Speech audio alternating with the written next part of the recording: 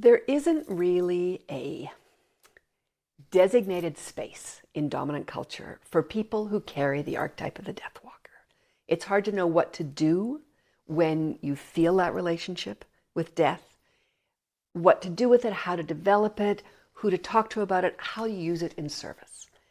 And if you were a kid growing up who was good at soccer, you'd go to soccer camp.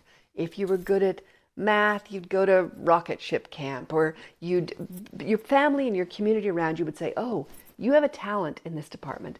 Let's nurture this, and here's a path that exists in the culture for you to take that talent and use it in service of your community.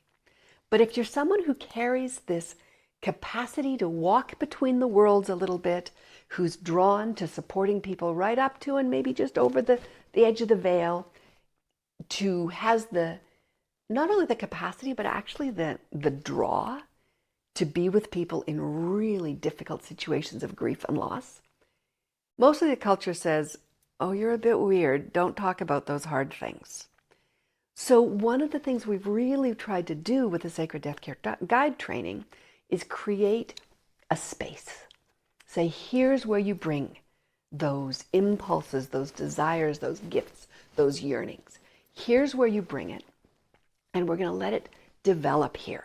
And the image that just holds so strongly for me in this came from some friends of mine who live on an island off the west coast of Canada.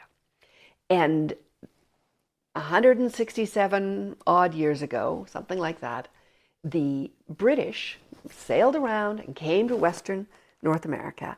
And what they did when they came here was they took their sheep and they left their sheep on this island. And they left their sheep on this island because there were no predators. And when they needed sheep, they'd go to the island, they'd harvest some sheep and come home and have mutton. So it became overrun with sheep.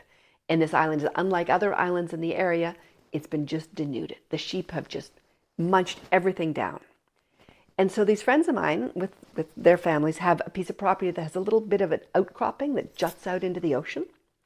And so what they did was they fenced off this little nook of land, put a gate in the fence, and they met with their friends with all their dogs, and they just walked from one end of the property to the other, and they chased all the sheep out the gate, and then they closed the gate. They created this space where the sheep weren't allowed in, and what it did was protect the natural species that were there. And so things began to grow. The foliage changed, the insects changed, the birds changed. And the thing that just struck me so deeply was this particular purple flower that came back, and it was a bulb-based flower. So like a tulip. These bulbs had been in the earth, and the flower came back, and it grew, stems came up, and the flower bloomed.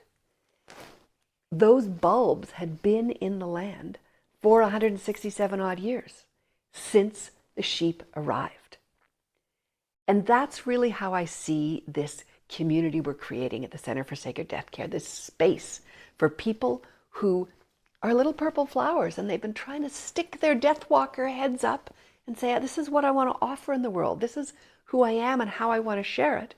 But dominant culture is so death-phobic and so grief-illiterate, it's just kind of cut that off and cut that off.